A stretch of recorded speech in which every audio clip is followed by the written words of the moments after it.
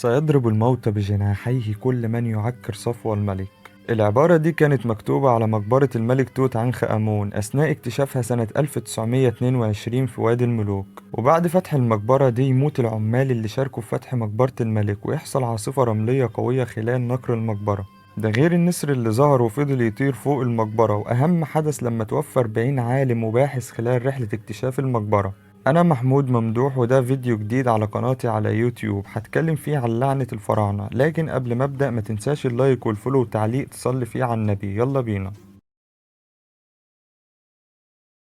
كلنا شفنا في الأفلام تجسيد للعنة الفراعنة، وقد إيه اللعنة دي ممكن تصيب أي حد موجود في محيط المقبرة بالمرض والموت وغيرها كتير من المصايب. لكن كنا بنقول إن كل ده تمثيل وخيال علمي، بس لو أخدت بالك من مقدمة الفيديو فهتلاقي إن اللي قلته ده مش تمثيل وحصل فعلا. فهل ده مجرد صدفة أو فعلا لعنة الفراعنة موجودة؟ هحكي القصة وهسيب الحكم ليكم. لما تم اكتشاف مقبرة الملك توت عنخ آمون سنة 1922 عن طريق هوارد كارتر في وادي الملوك، راح كارتر وأخبر اللورد كارنر فون بالاكتشاف التاريخي ده، وقال له المقبرة مش هتتفتح غير في حضورك. وفعلا يجي اللورد بنفسه عشان يشوف المقبرة. ويقال إن اللعنة بدأت بالعصفور الكناري بتاع كارتر لما كان حاطه في البلكونة يوم افتتاح المقبرة، لما سمع صوت استغاثة من العصفور ويطلع يلاقي تعبان كوبرا بيمد لسانه داخل قفص الكناري. كارتر قتل الكوبرا ولكن العصفور كان مات. ومن هنا حس كارتر إن لعنة توت عنخ آمون بدأت، ودي بداية الانتقام من كل اللي أزعجوا الملك في مرقده. ومن ناحية تانية اعتقد عالم الآثار هنري بريستد إن حاجة رهيبة هتحصل في الطريق، وبالفعل ما خفي كان أعظم،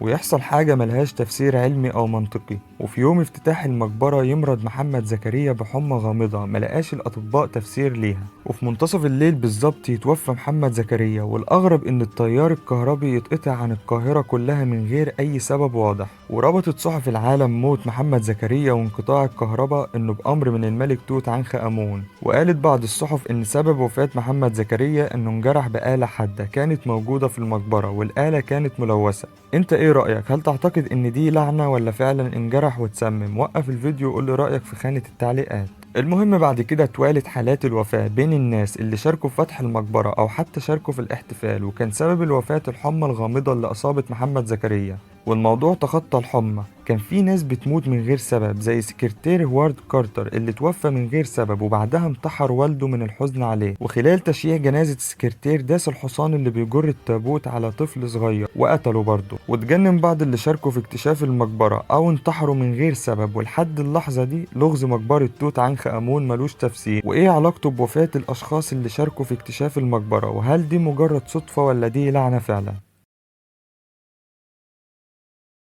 وفي تفسير تاني قالوا فيه إن الفراعنة أو المصريين القدماء كانوا بيسخروا الجن في حماية مقابرهم. وده هنلاحظه أكتر من القصص والروايات اللي بنسمعها عن أشخاص اكتشفوا آثار تحت بيتهم وبيتعاملوا مع شيوخ عشان يتواصلوا مع حراس الآثار اللي بيكونوا جن أحيانا، وبيتم تقديم قربان لحراس البوابة عشان يقدروا يستخرجوا الكنز. والقربان بيكون عبارة عن ذبيحة بيتم ذبحها على بوابة المقبرة، وأحيانا بيكون القربان ده طفل أو راجل عجوز. فدلوقتي القرار متروك ليك عزيزي المشاهد، انت شايف ان لعنة الفراعنة عبارة عن جن مسخر او امراض بتكون منتشرة في المقبرة عشان حرامية الاثار؟ قولي تحت في خانة التعليقات. بس كده، ده كان كل حاجة في فيديو النهاردة. ما تنساش اللايك والاشتراك في القناة، وتقولي اتكلم عن ايه الفيديو الجاي في خانة التعليقات. انا محمود ممدوح ودي قناتي على يوتيوب.